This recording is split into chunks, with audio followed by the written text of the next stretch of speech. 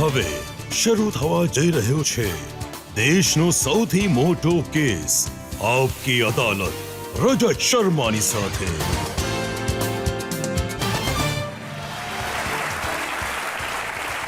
નમસ્કાર, આપકી અદાલતમાં તમારું સ્વાગત છે। આપકી અદાલતમાં આજે રજૂ કરીશું ક્રિકેટની દુનિયાના એક એવા ચમકતા તારલાને તેઓ જ્યારે પોતાની બેટ લઈને મેદાનમાં ઉતરે છે તો મોટા મોટા બોલરના દિલ ધડકવા લાગે છે। એવા બેટ્સમેન જેમાં સચિન તેંડુલકરને પોતાનું ભવિષ્ય દેખાય છે। ઇન્ડિયન ટીમના જાંબાઝ બેટ્સમેન વિરાટ કોહલી,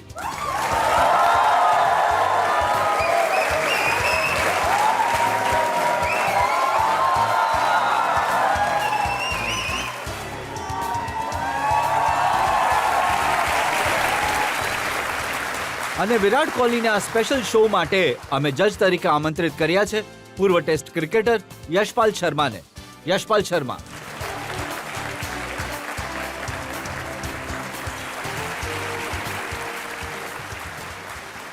અને એ પહેલા કે આપકી અદાલતમાં આજનો કેસ શરૂ કરીએ, આજના જજ યશપાલ શર્માની પરવાનગી લઈશું આજની કાર્યવાહી શરૂ કરવા માટે। પરવાનગી છે, અદાલતની કાર્યવાહી શરૂ કરવામાં આવે તો કેસ શરૂ કરીએ છીએ। આપકી અદાલતમાં પહેલો આક્ષેપ વિરાટ કોહલી પર। આપકી અદાલતમાં ક્રિકેટ સ્ટાર વિરાટ કોહલી પર આરોપ છે કે તેઓ જરૂરત કરતા વધારે એગ્રેશન બતાવે છે। વિરાટ, જ્યારે તમે મેદાનમાં ઉતરો છો તો જે બોલર્સ છે એમના દિલ જરા જોર જોરથી ધડકવા લાગે છે। મને ધ્યાન છે શ્રીલંકામાં તમે એટલી ધુલાઈ કરી હતી મલિંગાની, એ હજી સુધી હેપતાયેલો છે।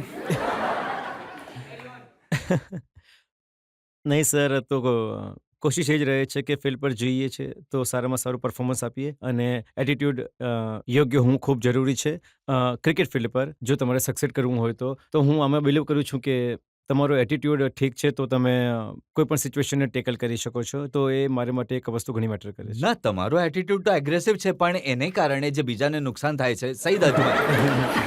હવે સઈદ અજમલની એશિયા કપમાં એટલી ધુલાઈ કરી હતી, મેં સાંભળ્યું કે એમને રાત્રે ખરાબ સપના આવે છે વિરાટ કોહલી।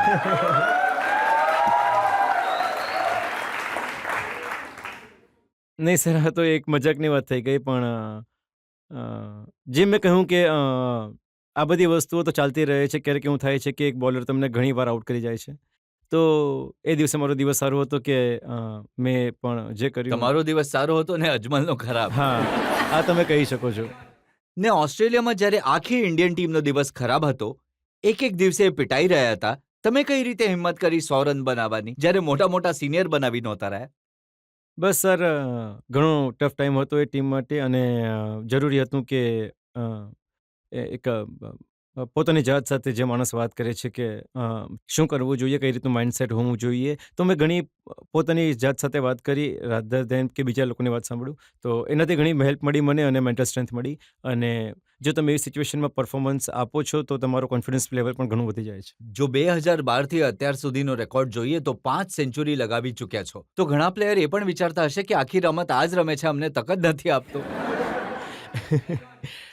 આવું જો વિચારતા હોય અને જો હું આવું રમતો હોઉં તો સારી વાત છે ને, કારણ કે ટીમ માટે ફાયદો થવો જોઈએ, મેઇન બધાનો એ જે હોય છે, અને જેટલું લાંબુ હું રમી શકું ટીમ માટે એટલું લાંબુ રમવાની કોશિશ કરું છું। તમે લાંબુ રમો છો, 183 બનાવો છો, 128 બનાવો છો, 107 બનાવો છો, પણ આટલા રન બનાવ્યા પછી પણ જ્યારે આઉટ થાવ છો તો તમે બેટ પટકો છો। આ સર એક બાળપણથી જ આદત છે મારી કે એક રમત હું રમી રહ્યો છું, મારું પેશન છે, તો મને બિલકુલ પસંદ નથી આઉટ થવું અને પરફોર્મન્સ નહીં કરવું, તો ભલે એ સેન્ચુરી પછી હોય કે 0 પર હોય, મને એટલો જ ગુસ્સો આવે છે આઉટ થવા પર। તમે કોશિશ એ જ કરો છો કે ટીમને આખી જીતાડો, તો એ નથી થઈ શકતું, તો થોડો ગુસ્સો આવી જાય છે સર। થોડો ગુસ્સો આવે છે? મેં સાંભળ્યું એટલો ગુસ્સો આવે છે કે ગાળો બોલો છો ફિલ્ડ પર।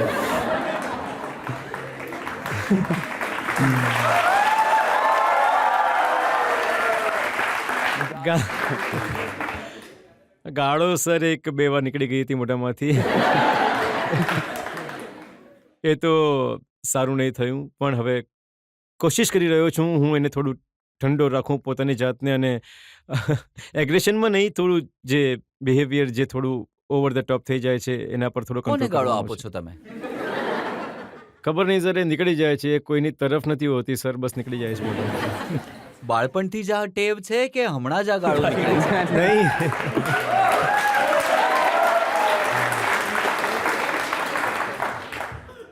સર, આ તો સંગત પર ડિપેન્ડ કરે છે, તમે કોની બાળપણથી તો નહીં, પણ થોડો ટાઈમ થઈ ગયો. મેં સાંભળ્યું કે જ્યારે બાળપણમાં તમે 9-10 વર્ષની ઉંમરમાં તમે જ્યારે ક્રિકેટ રમવાનું શરૂ કર્યું હતું અને તમારા ફાધર તમને રાજકુમાર શર્મા પાસે લઈ ગયા હતા, તો પણ આટલો ગુસ્સો હતો અને તમે બેટ તોડી નાખતા હતા. અને એટલી બેટ તોડતા હતા, એવું લાગતું હતું જેમ કે વિન્ટરમાં જો આગનું તાપણું કરવું હોય તો બધી તૂટેલી બેટથી સળગાવી શકાય. હા, ઘણી બેટ તોડી છે મેં.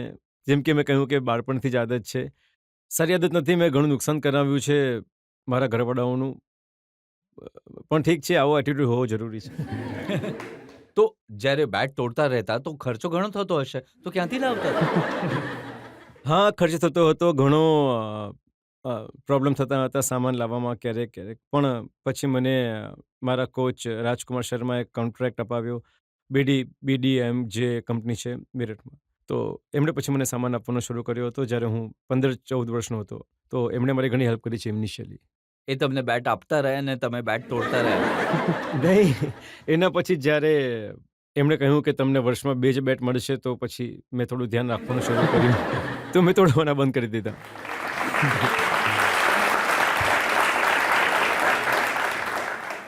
વિરાટ, ક્રિકેટનું પેશન હું તમારું બાળપણથી જોઈ રહ્યો હતો. એક એટલું છે અને એક ઇન્સિડન્ટ મેં જોયો કે 17 વર્ષની ઉંમરમાં 19 ડિસેમ્બરની વાત છે, જ્યારે તમારા ફાધરની ડેથ થઈ અને તમે અડધી ઇનિંગ રમી હતી, તમે તમારી ઇનિંગ પૂરી કરી. અ, એક એવો ઇન્સિડન્સ છે જે ઘણો મારી જિંદગીમાં ઘણો મહત્વનો છે, કારણ કે ઘણું બધું શીખ્યો છું હું ઇન્સિડન્સથી. અને પ્રોબેબલી હજી સુધી મારી જિંદગીનો એ સૌથી ટફ ટાઈમ હતો. પણ ખબર નહીં મને શું ફિલિંગ થઈ કે મારે જઈને રમવું જોઈએ. મેં મારા શું ઘરવાળાઓને થયું પૂછ્યું. હતું? જે દર્શકો છે એમના માટે આ ઘણી ઇન્સ્પાયર કરવાવાળી આ વસ્તુ હોઈ શકે છે. જો તમે એમને આ આખી વાત જણાવો.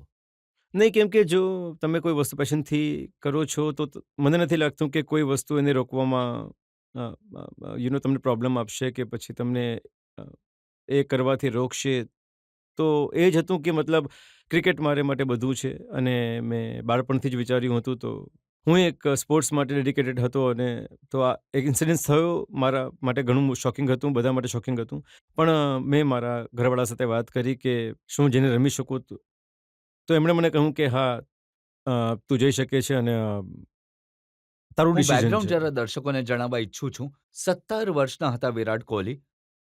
રાતના 2 વાગે એમના પિતાની ડેથ થઈ. 54 વર્ષની ઉંમર હતી. ઘણી વધારે કોઈ ઉંમર નહોતી અને ત્યારે એ રમી રહ્યા હતા દિલ્હી તરફથી રણજી ટ્રોફીમાં. 40 રને બનાવી ચૂક્યા હતા અને આગલા દિવસે જેમ વિરાટે કહ્યું, સવારે જઈને એમણે પોતાની પારીને કન્ટિન્યુ કરી. જી, તો હું એકલો જ ગયો ગ્રાઉન્ડ ઉપર. ગાડી મેં પોતે જ ચલાવી. હું ઈશાંત શર્મા જે અમારા ટીમમેટ હતા એ સમયે, હું એમને પિક કરતા જતો હતો રસ્તામાંથી.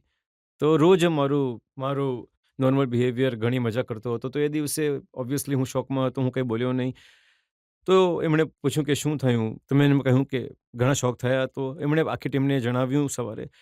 તો એમણે પણ બધાને કહ્યું કે તારું ડિસિઝન છે, જો તારે રમવું હોય તો ઠીક છે, નહીં તો તું ઘરે પણ જઈ શકે છે. પણ અંદરથી મને હતું કે નહીં, મારે રમવું જોઈએ. જો હું એક મેચ રમી રહ્યો છું, હું કન્ટિન્યુ કરી રહ્યો છું, તો મારે રમવું જોઈએ.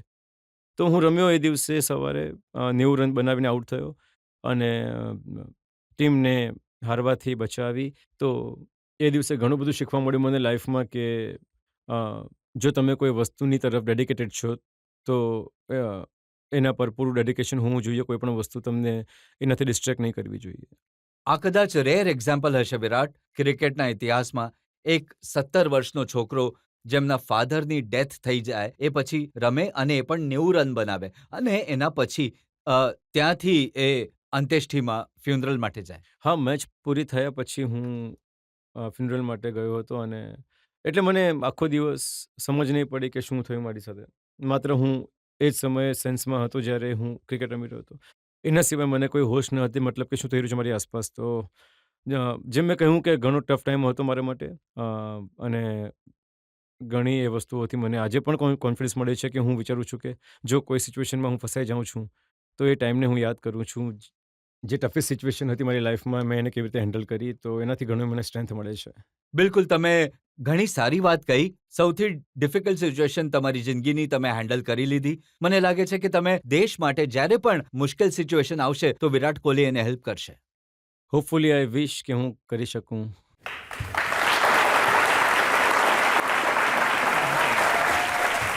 તો વિરાટ, આ તો તમારા એગ્રેશનનો સવાલ હતો, તમારા ડિટર્મિનેશનનો સવાલ હતો. ઘણા બધા સવાલ હજી મારી પાસે છે, ઘણું લાંબુ લિસ્ટ છે. આપણે એક બ્રેક માટે રોકાઈશું અને બ્રેક બાદ આપકી અદાલતમાં વિરાટ કોહલી પર જનતાના સવાલોનો વધુ એક દોર.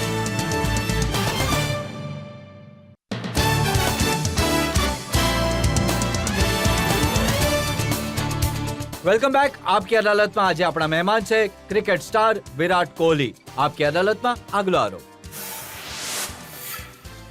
આપકી અદાલતમાં ક્રિકેટ સ્ટાર વિરાટ કોહલી પર આરોપ છે કે તેઓ રસ્તાથી ભટકી જાય છે.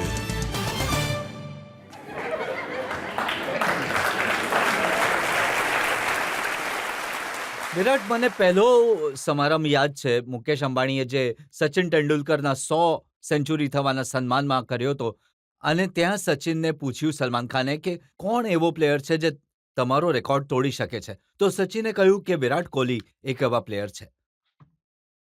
તો તમને એવું તો નથી લાગતું કે સાચે જ તમે તોડી દેશો એને? એ એક જે મિશન ઇમ્પોસિબલ કહેવાય છે એ રીતનું છે.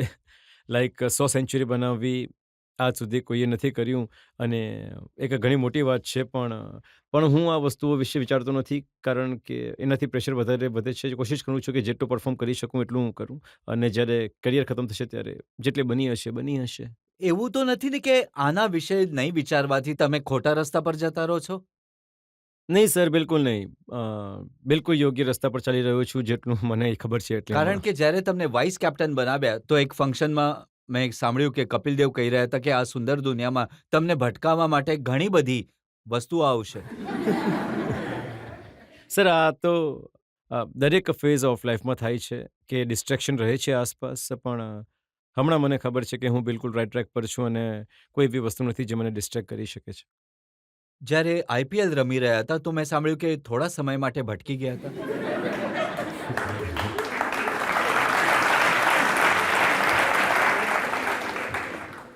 નહીં સર, આઈપીએલમાં પોતપોતાનું ડિસિઝન છે, કોણ ભટકવા ઈચ્છે છે કોણ નહીં. મારો ફોકસ તો ક્રિકેટ પર જ રહે છે. બાકી થોડું રિલેક્સ્ડ એન્વાયરમેન્ટ હોય છે આઈપીએલમાં, કે બધા પ્લેયર્સ બીજા દેશથી હોય છે, તો એટલું કંઈ સિરિયસ એન્વાયરમેન્ટ નથી રહેતું ત્યાં. પણ આઈપીએલથી જે ક્રિકેટર છે એમનું નુકસાન થાય છે કે ઘણું વધારે રમવું પડે છે અને ઘણું વધારે ફોકસ કરવું પડે છે?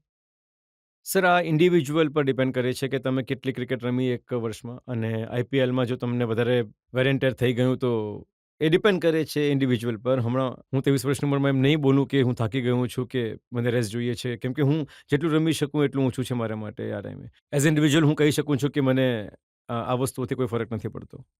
તમને એ વસ્તુથી ફરક પડ્યો કે તમને વાઇસ કેપ્ટન બનાવી દીધા? ઘણી ખુશી થઈ મને જ્યારે સાંભળવા મળ્યું. એક પ્લેઝન્ટ સરપ્રાઈઝ જેવું હતું મારા માટે, અને ઘણું બધું નવું શીખવા મળ્યું વાઇસ કેપ્ટન્સીમાં. અને એઝ અ યંગેસ્ટ તમે એમ વિચારો છો કે ટીમમાં તમારી જગ્યા અને બંને પરફોર્મ્સ કરીએ તો તમે રેગ્યુલરલી રમતા રહો, અને એવી એક જે મને ડેઝિગ્નેશન આપ્યું એનાથી મને ઘણી ખુશી થઈ. શું રોલ હોય છે વાઇસ કેપ્ટનનો? વાઇસ કેપ્ટન એકચ્યુઅલી તમે શીખી શકો છો ફિલ્ડ ઉપર કેપ્ટન શું કરી રહ્યો છે, સ્ટ્રેટેજીસ, સિચ્યુએશનને હેન્ડલ કરવી, પ્રેશર સિચ્યુએશનમાં શું એમનું માઇન્ડસેટ છે, એ બધું તમે શીખી શકો છો. પણ એઝ અ હોલ ટીમનું જે ઇનપુટ હોય છે એ દરેક પ્લેયર પાસેથી આવે છે. એવું નથી કે સ્પેશિયલી માત્ર વાઇસ કેપ્ટન જ ને કેપ્ટનને ઇનપુટ આપી શકે છે, કારણ કે ફિલ્ડ પર 10 જ લોકો કેપ્ટન સિવાય જે છે બધા ઇનપુટ આપે છે. તો એવું તો નથી કે ધોનીને ઇનપુટ આપતા આપતા અને શીખતા શીખતા તમે વિચાર્યું કે હું આમને રિપ્લેસ કરી દઈશ થોડા દિવસમાં? નહીં સર, એવા મારા હમણાં બિલકુલ વિચાર નથી, કારણ કે ઘણું સારું એમણે કર્યું છે ટીમ ઇન્ડિયા માટે કેપ્ટન્સીમાં, અને આઈ હોપ એમ જ કન્ટિન્યુ કરે. એમણે તમને તક પણ ઘણી આપી, થોડી ફેવર કરે છે તમારી એ? સર, એમની સારી વાત એ છે કે કોઈ પણ યંગસ્ટર ટીમમાં આવે છે તો એને પૂરી તક આપવામાં આવે છે, અને જો તમે પોતાની જાતને પ્રૂવ કરી દો છો તો તમારી પાસે પરસિસ્ટ કરવામાં આવે છે કે તમે એ જ પોઝિશન પર રમો, અને દરેક મેચમાં રમો. તો ઘણું થેન્કફુલ છું હું એમનો. મેં પહેલાં પણ એ જ કહ્યું છે કે એમણે, અને જે મારા પહેલા કોચ હતા ગેરી ક્રિસ્ટન, પહેલાં એમણે ઘણો કોન્ફિડન્સ બતાવ્યો છે મારામાં, અને મને ઘણા ચાન્સીસ આપ્યા જેનાથી મને વધારે કોન્ફિડન્સ મળ્યો કે મારા ટીમમેટ્સ મને બેક કરે છે અને કોચ મને બેક કરે છે. How do you feel when people compare you with Sachin Tendulkar? I feel really blessed when people can sort of compare me. પણ મને લાગે છે કે જે તમારા આઈડલ હોય એનાથી કમ્પેર કરવું પણ તમારામાં કોઈ વાત છે ત્યારે જ તો કમ્પેર થાય છે. એ વાત તો મેઇન થિંગ ઇઝ પરફોર્મન્સ. એટલે જો તમે પરફોર્મ કરતા રહેશો તો લોકો કમ્પેરિઝન કરે છે. પણ મેં તમને કહ્યું કે આ વસ્તુઓ વિશે વિચારતો નથી, કારણ કે આઈ લિટરલી વર્શિપ હિમ. તો I don't see too much of this comparison, but I just think about performance. જ્યારે સચિન જેવા મોટા પ્લેયર સાથે તમે ફિલ્ડ પર હોવ છો તો ક્યાંક એ વાતનો ગભરાટ થાય છે કે આટલા મોટા સુપરસ્ટાર પ્લેયરની સાથે રમી રહ્યો છું? ગભરાટ શરૂઆતમાં ઘણી વધારે થતી હતી, કારણ કે 7-8 વર્ષની ઉંમરથી જ એમને ટીવી પર જોયા છે રમતા, અને જે રીતે રમતા હતા ઇન્ડિયા માટે, અને એમણે ઘણી બધી મેચીસ જીતાડી છે. એનાથી ઘણી બધી મોટિવેશન મળતી રહેતી હતી. કેમ કે તમે જન્મ્યા પાછળથી એમણે ક્રિકેટ રમવાનું પહેલા શરૂ કરી દીધું. જી, આ પણ યોગ્ય વાત છે. અને ઘણી મોટિવેશન મળતી હતી એમને રમતા જોઈને. તો જ્યારે પહેલી વાર મળવાની તક મળી એમને, અને જ્યારે પહેલી વાર મેચ રમ્યો, હું એમની સાથે ઘણો નર્વસ હતો. અને દરરોજ જ જ્યારે એમને મળીએ છીએ, જ્યારે પણ એમની સાથે મેચ રમીએ છીએ, તો એક સપના જેવું લાગે છે કે જ્યારે તમે નાના હતા તમે એમને જોતા આવ્યા છો, એમની સાથે રમવાનો મોકો મળી રહ્યો છે, તો પોતાની જાતને ઘણો લકી માનું છું હું. તો કંઈક શીખવે છે, સલાહ આપે છે તેઓ? બિલકુલ. એ તમને એમની પાસે ક્યારે પણ જઈને કોઈ પણ વસ્તુ માટે ડિસ્કશન કરી શકો છો, ક્યારે ના નથી પાડતા. ઘણા જ હમ્બલ પર્સન છે, અને હંમેશા હેલ્પ કરવા માટે તૈયાર રહે છે, અને એમનાથી જેટલું શીખી શકીએ એટલું ઓછું છે. એક ઇન્ટરવ્યૂ મેં વાંચ્યો કે તમે કહ્યું કે યુવરાજ સિંહ તમારા સૌથી નજીકના મિત્રોમાંથી એક છે. એમનાથી કંઈક ઊંધું સીધું તો નહીં શીખ્યા ને તમે?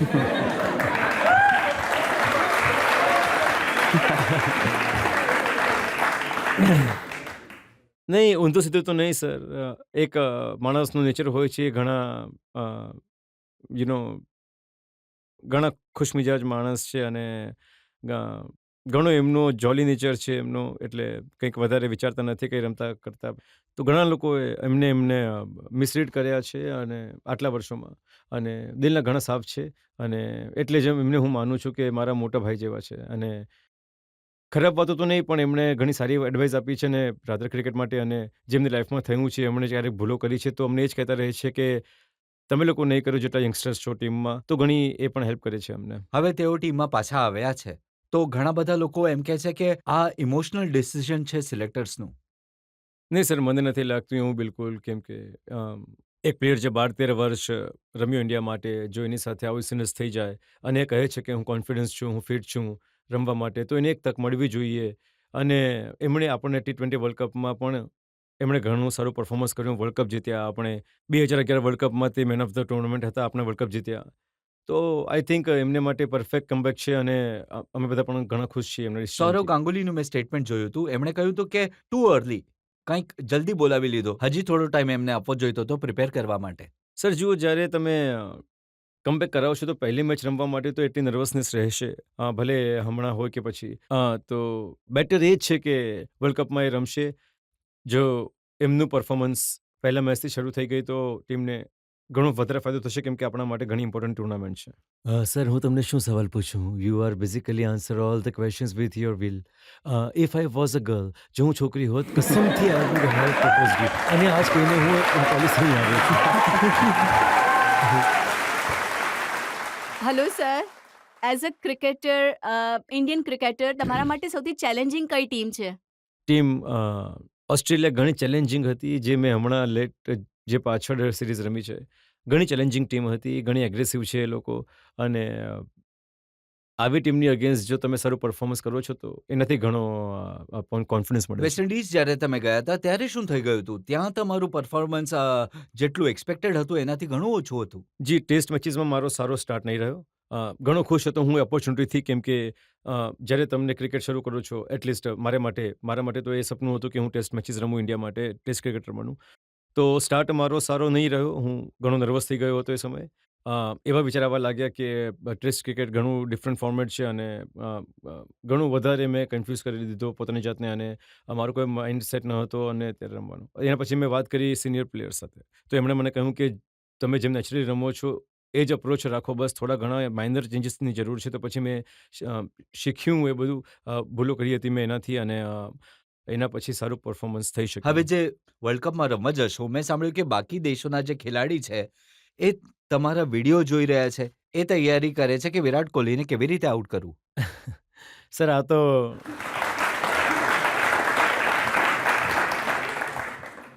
આઈ થિંક આ એક જો તમે એક ઇન્ટરનેશનલ બેટ્સમેન છો, તો જો તમને ખબર પડે કે કેવી ટીમ્સ પ્લાન કરી રહી છે, તો ઘણું સારું ફીલ થાય છે, કારણ કે તમને ખબર છે કે તમે પરફોર્મ કરી રહ્યા છો, અને એક ચેલેન્જ પણ છે, કારણ કે એ લોકો તમને એનાલાઇઝ કરવા માટે જોઈ રહ્યા છે, અને વિડીયોઝ જોઈ રહ્યા છે. તો અહીંયા તમે તમારી ગેમને હજી બેસ્ટ પ્રૂવ કરી શકો છો. આ એક બહુ ચેલેન્જીસ છે, તો ઇન્ટરનેશનલ ક્રિકેટમાં જોઈએ છે. આ વાતનો કોઈ ડર હોય છે કે તમને એમણે એનાલાઇઝ કરી લીધા, તમારી સ્ટાઇલને ઓળખી લીધી અને બધી તાકાત એ વાત પર લાગશે કે વિરાટ કોહલીને કેવી રીતે આઉટ કરવાનો છે? હા સર, ક્યારેક ક્યારેક આવે છે મગજમાં, પણ પછી જ્યારે એ મેચ ઠીક નથી જતી, તો માણસ એવું વિચારે છે કે એમના પ્લાન્સ વિશે વિચારીને કોઈ ફાયદો નથી. રાધર તમે તમારો પ્લાન કરો, કારણ કે તમે પણ એના વિડીયોઝ જોઈ શકો છો. તો એક ચેલેન્જ છે જે ઇન્ટરનેશનલ ક્રિકેટને ઘણી વધારે એક્સાઇટિંગ બનાવે છે. તો તમે પણ બોલર્સના વિડીયોઝ જોવો છો કે કોને કઈ રીતે ધોવા છે? જી. જી, જોઉં છું વિડીયોઝ. જે બોલર્સ જે ક્યારેક ડિફિકલ્ટ લાગે છે, કે જેના અગેન્સ્ટ તમે આઉટ થઈ રહ્યા છો રેગ્યુલરલી, તો એના વિડીયોઝ જોઈએ છીએ, અને જેની સામે નથી રમ્યા, પહેલી વાર રમવા જઈ રહ્યા છો, તો એના વિડીયોઝ પણ જોઈએ છીએ કે શું સ્ટ્રેન્થ છે, શું વીકનેસ છે. તો વિરાટ, આજે આટલા બધા લોકો અહીંયા બેઠા છે અને જે કરોડો લોકો જોઈ રહ્યા છે, એમને વચન આપી શકો છો કે આ વખતે વર્લ્ડ કપમાં તમે બધા બોલર્સની એવી જ ધુલાઈ કરશો જેવી તમે શ્રીલંકા અને પાકિસ્તાનની કરી છે? સર, વચન તો નહીં, હું કોશિશ પૂરી કરીશ મારા તરફથી, હું એ કરી શકું. વિરાટ, હજી પણ ઘણા બધા સવાલ છે. તમારી ઇમેજને લઈને જે રીતના સવાલ ઊભા થાય છે પબ્લિકમાં, એને લઈને આપણે એક બ્રેક માટે રોકાઈશું, અને બ્રેક બાદ આપકી અદાલતમાં વિરાટ કોહલી પર જનતાના આરોપોનો વધુ એક દોર.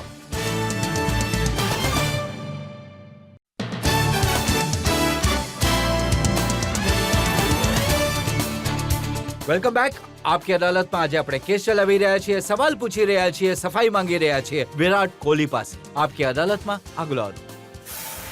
આપકી અદાલતમાં ક્રિકેટ સ્ટાર વિરાટ કોહલી પર આરોપ છે કે તેઓ પોતાની સ્ટાઇલ પર ઘણું ધ્યાન આપે છે.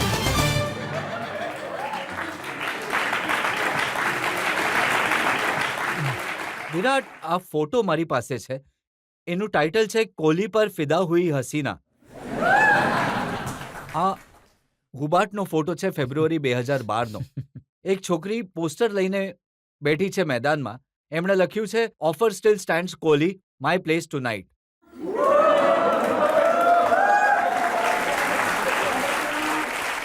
તો રાત્રે ઘરે આવવાનું આમંત્રણ આપ્યું હતું. સર, મેં આમંત્રણ જોયું છે, પણ મેં એના પર ધ્યાન નહીં આપ્યું. અમુક લોકો કહે છે કે આ સ્ટાઇલ એટલે રાખો છો કે આવા આમંત્રણો આવતા રહે. નહીં સર, એવું તો કોઈ ઇન્ટેન્શન નથી રહેતું મારું. કોશિશ, સ્ટાઇલ તો જ્યારે તમે કંઈક સારું કરો છો, તો જો તમને ઠીક સેન્સથી સ્ટાઇલ કરો છો, તો એ સ્ટાઇલ માનવામાં આવે છે. બી કોઈ મારી એફર્ટ નથી રહેતી કંઈક સ્ટાઇલિશ રહેવાનું વધારે. તમને બિરુદ આપે છે કે મોસ્ટ સેક્સી બેચલર. બિરુદ તો સર જનતા જ આપે છે, એમને જ પૂછો કેમ આપે છે. કદાચ જનતા એટલે પણ આપતી હશે કારણ કે તમારી સ્ટાઇલ જુએ છે, આ જે ટેટુ તમે બનાવ્યા છે. હા, શોખ હતો મને પહેલાં ટેટુ બનાવવાનો, તો સર બનાવી લીધા હતા. હવે આવી વસ્તુઓ નીકળી તો શકતી નથી. તો માણસ એ જ કહી દે છે કે સ્ટાઇલ છે મારી. મેં સાંભળ્યું કે જ્યારે તમે 16 વર્ષના હતા, જ્યારે પહેલી વાર તમે ટેટુ બનાવડાવ્યું હતું, તો કોચે ઘણો ગુસ્સો કર્યો હતો તમારા પર? હા, ખાસો ગુસ્સો કર્યો હતો, અને ગરમીમાં પણ હું ફૂલ સ્લીવની ટી-શર્ટ પહેરતો હતો, જેથી ટેટુ દેખાય નહીં. તો પછી જ્યારે એમને ખબર પડી, તો ઘણો ગુસ્સો થયા હતા એ. તો પછી મેં એમને કહ્યું કે મારે હજી એક બનાવવું છે. મેં પહેલાં પણ પૂછી લીધું. બીજી વાર મેં પૂછી લીધું એમને, તો પછી એમણે કહ્યું કે કોઈ અમે ટૂર કરવા જઈ રહ્યા હતા, તો ત્યાં પરફોર્મન્સ કરશો પછી બનાવી લેજે. તો મેં પરફોર્મન્સ કર્યું, અને પછી બનાવીને આવ્યો ત્યાંથી પછી. તો એમણે શરત મૂકી કે જો તમે સારું પરફોર્મ કરશો તો તમે ટેટુ બનાવી શકો છો.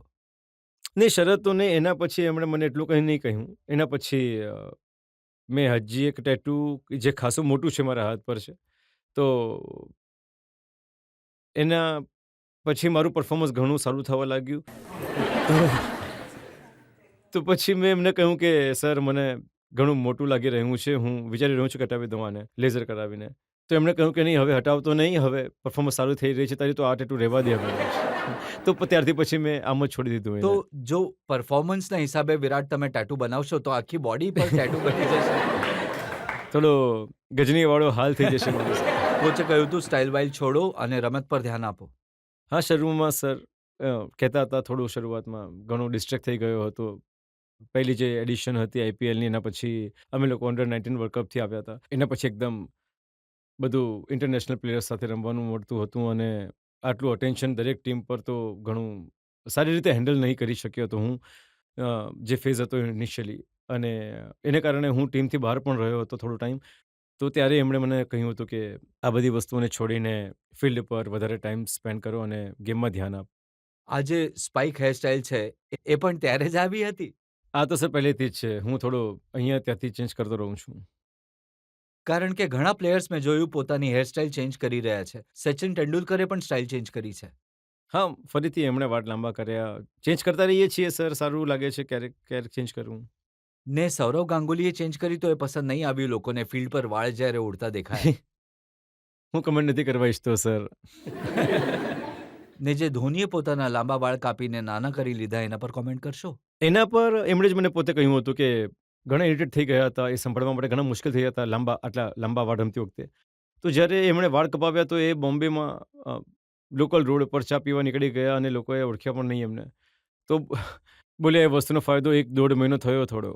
ઘણી સ્ટાઇલ છે તમારામાં, કપડાં પહેરવામાં, વાળમાં, ટેટુમાં પણ. પણ મેં સાંભળ્યું કે જે સ્ટાઇલવાળા આટલા મોટા પ્લેયર છે વિરાટ કોહલી, એકવાર બાંગ્લાદેશમાં પેન્ટ ઉતરી ગઈ હતી એમની ફિલ્ડમાં.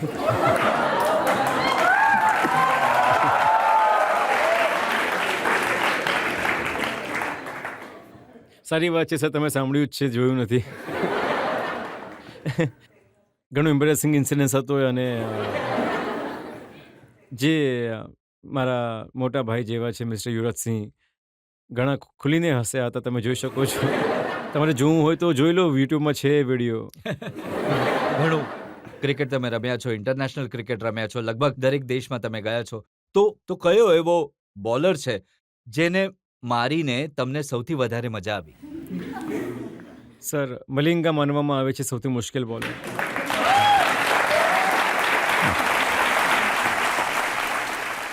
તો ઓસ્ટ્રેલિયામાં એ મેચ થઈ, જે એક ઓવર હતી જેમાં ઘણી વધારે મજા આવી એવું રમવામાં મને.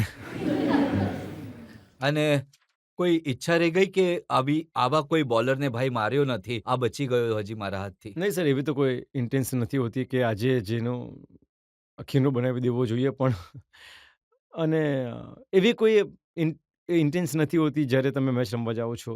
એવું કંઈ થઈ જાય છે કે તમે કોઈ બોલર્સની અગેન્સ્ટ સૌથી વધારે રન બનાવો છો, તો એ બનાવી દેવામાં આવે છે કે હા ભાઈ, હવે આ એક કોન્ટેન્સ થઈ ગઈ. પણ એવો માઇન્ડસેટ નથી રહેતો કે આજે મારે આ બોલરને ટાર્ગેટ કરવું છે. ટાર્ગેટ અમારે હંમેશા પોતાની પ્રોસેસ પર, પોતાના જે ગોલ છે એના પર રહે છે.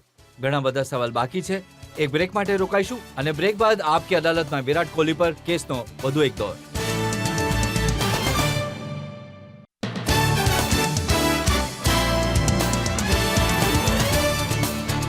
Welcome back. આપકી અદાલતમાં આજે આપણે કેસ ચલાવી રહ્યા છીએ, આરોપ લગાડી રહ્યા છીએ વિરાટ કોહલી પર. આપકી અદાલતમાં આગલો આરોપ. આપકી અદાલતમાં ક્રિકેટ સ્ટાર વિરાટ કોહલી પર આરોપ છે કે તેઓ કાળા જાદુ પર વિશ્વાસ કરે છે. વિરાટ, શું એ સાચું છે કે ક્રિકેટના મેદાનમાં કાંડામાં કાળો દોરો બાંધેલો હોય છે દુશ્મનો પર કાળો જાદુ કરવા માટે? નહીં સર, હું વિશ્વાસ નથી કરતો સુપરસ્ટિશનમાં. કાળું રિસ્ટબેન્ડ એટલે પહેરું છું કેમ કે શરૂઆતથી જ પહેરતો આવ્યો છું અને વન ડે જે ડ્રેસ છે બ્લુ, એની સાથે તમે વ્હાઇટ નથી પહેરી શકતા કેમ કે વ્હાઇટ બોલ યુઝ થાય છે. ટેસ્ટ મેચીસમાં ડિફરન્ટ છે, રેડ બોલ હોય છે તો વ્હાઇટ બેન્ડ યુઝ કરું છું. પણ એટલું સુપરસ્ટિશન છું નહીં હું. પહેલાં હતો ઘણો, એના પણ ઘણું પ્રેશર આવે છે કારણ કે એક જોડી ગ્લવ્સ એનાથી તમે રમતા જાઓ છો અને જ્યારે ખરાબ થઈ જાય છે તો પછી વિચાર આવે છે કે માણસને કે હવે તો આ રન નહીં બનશે. તો હું સુપરસ્ટિશન બિલીવ કરતો હતો પહેલાં, પણ હવે નથી કરતો સર કેમ કે પહેલા એવું થતું હતું કે તમે એક દિવસ પહેલા નેટ પ્રેક્ટિસ નહોતા કરતા જ્યારે કોઈ મોટી મેચ હોય એના પહેલા? હા, ક્યારેક એવું થતું હતું કે નહોતો કરતો. પણ જ્યારે તમે રમવા લાગો છો વધારે, તો એના પછી માત્ર એ દિવસે તમે કેવું ફીલ કરો છો એના પર ડિપેન્ડ કરે છે. મતલબ મેચ પહેલાં તમારું મન કેવું છે. નેટ્સ બેટિંગ કરવાનું ક્યારેક મન નથી કરતું, ક્યારેક મન કરે છે થોડી. તો થ્રો ડાઉન કરી લીધા પછી બસ એના કોન્ફિડન્સ ફીલ કરે છે માણસ. પહેલાં હું આવું વિચારતો હતો, પણ હવે બધી વસ્તુ નથી વિચારતો. ક્યારેક એવું થયું કે તમે જે આ બધા સુપરસ્ટિશન છે ગિવ અપ કરી દીધા અને પછી પરફોર્મન્સ સારું થયું એવું હા, કોઈ એકચ્યુઅલી બનાવ? ઇંગ્લેન્ડમાં થયું આવું મારી સાથે. જે વેસ્ટ ઇન્ડિઝ ટેસ્ટ સિરીઝની તમે વાત કરી, એના પછી મારો માઇન્ડસેટ ઘણો એટલે સારું નહોતું મારું માઇન્ડસેટ. ઘણું લો ફીલ કરી રહ્યો હતો અને જ્યારે હું ઇન્ડિયા આવ્યો તો મને બેક ઇન્જરી પણ થઈ ગઈ. તો હું બેંગ્લોરમાં હતો 15 દિવસ. ત્યાં રોજ એકલો ટ્રેનિંગ કરી રહ્યો હતો અને એટલે કોઈ એક્ટિવિટી ન હતી થઈ રહી, કેમ કે બેકનો પ્રોબ્લેમ હતો. એના પછી જ્યારે હું ફિટ થયો તો હું સિલેક્શનમાં ગયો બીજી વાર. તો મારા માટે ખૂબ ઇમ્પોર્ટન્ટ હતું એ સિરીઝ, કેમ કે એક ખરાબ સિરીઝ પછી હું ઇમ્પોર્ટન્ટ હોય છે કમબેક કરવું. તો એ સમયે મેં પહેલી મેચમાં રન બનાવ્યા, પછી 3 મેચમાં રન નહીં બનાવ્યા.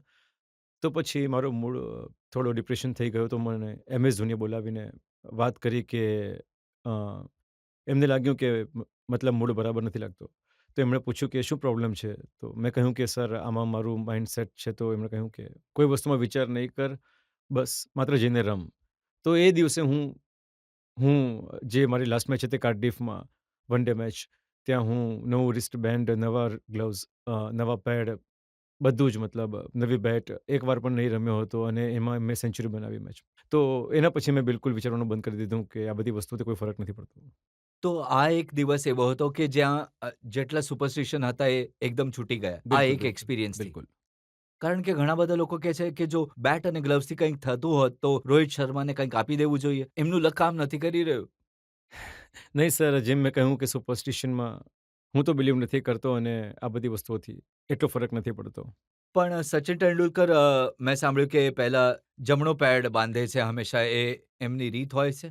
હા, સાંભળ્યું છે સર મેં પણ મેં નોટિસ નથી કર્યું કે એટલે એ કયું પેડ પહેલાં બાંધે છે. પણ એ એક આદત છે, એ સુપરસ્ટિશન હું નહીં કહું. એ એક આદત બની જાય છે કે અ, તમે શરૂઆતથી જ એ રીતે પેડઅપ કરો છો તો એમ જ એક હેબિટ થઈ જાય છે. તમે ટેસ્ટ મેચ વધારે રમવાનું પસંદ કરો છો કે પછી T20 મેચ? હું પર્સનલી ટેસ્ટ મેચ વધારે પસંદ કરું છું. પણ તમને લોકોને જોવામાં કદાચ T20 વધારે મજા આવે છે. આ તો હું ગેરંટીની સાથે કહી શકું છું. પણ એઝ અ ક્રિકેટર પર્સનલી જે સેટિસ્ફેક્શન ટેસ્ટ મેચીસમાં પરફોર્મન્સ આપવામાં આવે છે એ T20માં કે વન ડેમાં મેચીસમાં નથી. એમણે આ આખો સવાલ નહીં પૂછ્યો. એમણે પૂછ્યું કે T20 રમવામાં મજા આવે છે, ટેસ્ટ મેચ રમવામાં મજા આવે છે કે એડ શૂટ કરવામાં વધારે મજા આવે છે.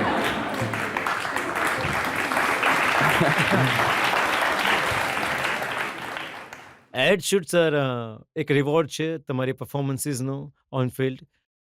તો એ હું એઝ અ જેમ કહે છે ને કે મતલબ એક જોબ છે જે તમારે કરવાની જ છે. કોઈ ઓપ્શન્સ નથી. તો એક રિવોર્ડ છે, એવું હું એમાં વધારે કંઈ કમાણીનો રસ્તો છે. હા સર, કહી શકો છો તમે. કહી શકો છો સર. કહી ઘણા શકો. બધા લોકો કહે છે કે જ્યારે વધારે એડવર્ટાઇઝમેન્ટમાં ધ્યાન આપવા લાગો છો તો એની અસર પરફોર્મન્સ પર પડે છે અને તમે ધોની અને સચિન પછી તમારી પાસે સૌથી વધારે એડ છે. સર આ અગેન એક ઇન્ડિવિજ્યુઅલ પર ડિપેન્ડ કરે છે કે તમે કઈ રીતે ટાઈમ ડિવાઈડ કરો છો. જો મારી એક ઇવેન્ટ છે એટલી મહત્ત્વની નથી અને મારી પ્રાયોરિટી છે કે હું ટ્રેનિંગ કરું, તો એ ઓબ્વિયસલી એ ઇવેન્ટ કેન્સલ કરીને ટ્રેનિંગ કરીશ. આ બધા બહાના શોધવામાં આવે છે જ્યારે તમારા 3-4 એડ આવી ગયા અને આગળની સિરીઝમાં પરફોર્મન્સ નહીં થયું, તો સૌથી પહેલું આ રીઝન હોય છે કે ભાઈ એડ વધારે થઈ ગઈ છે. પણ એડ તમને મળે છે ક્રિકેટ પરફોર્મન્સથી, જે રિયલાઇઝ કરવું ઘણી જરૂરી છે અને હું એ વાતને જરૂર માનું છું કે ટાઈમ જાય છે પણ મારી ફર્સ્ટ પ્રાયોરિટી ઓલવેઝ ક્રિકેટ છે. તો તમે જનતાને આ ઓછામાં ઓછું વચન આપી શકો છો કે તમારી જે પ્રાયોરિટી છે હંમેશા ક્રિકેટ રહેશે અને જો ક્યારે એડવર્ટાઇઝિંગને કારણે તમારી ક્રિકેટ પર અસર પડે છે તો એનાથી દૂર રહેશો. બિલકુલ સર, જો અસર પડશે તો હું જરૂર એને છોડી દઈશ.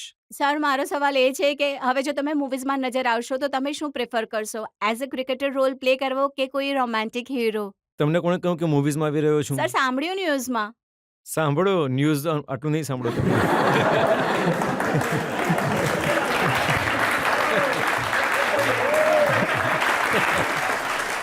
વિરાટ, અમે તમને દરેક પ્રકારના સવાલ પૂછ્યા. અમુક મુશ્કેલ સવાલ પણ હતા, સહેલા સવાલ પણ હતા, પણ તમે ઘણી સ્પષ્ટતાથી દરેક સવાલનો જવાબ આપ્યો.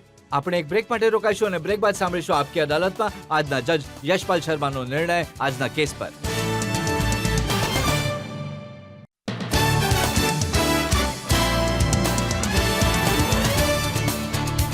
Welcome back. આપકી અદાલતમાં આજે આપણે કેસ ચલાવ્યો વિરાટ કોહલી પર.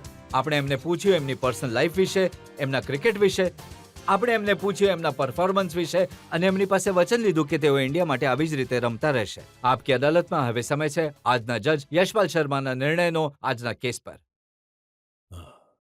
આખી વાતચીતમાં એક વાત તો સ્પષ્ટ નીકળીને આવી છે કે વિરાટ, જે તમે વાતચીત કરી છે એમાં એક સૌથી સારી વાત એ છે કે તમે ધારી લો છો, એને કરવાની પૂરી કોશિશ કરો છો તમે. અને એક સારી વાત એ નીકળી આવી છે કે આ નાની ઉંમરમાં જે રીતે સારી રીતે સમજદારીથી અને વિશ્વાસની સાથે તમે સવાલનો જવાબ આપ્યા છે, કેમ કે જે રીતે જજીએ સવાલોના બાઉન્સર્સનો વરસાદ કરી દીધો હતો તમારી ઉપર અને પૂરા આત્મવિશ્વાસની સાથે તમે એનો સામનો કર્યો અને એનો દમદાર જવાબ પણ આપ્યો, તો ઘણી સારી વાત એ સાફ નીકળીને આવી છે.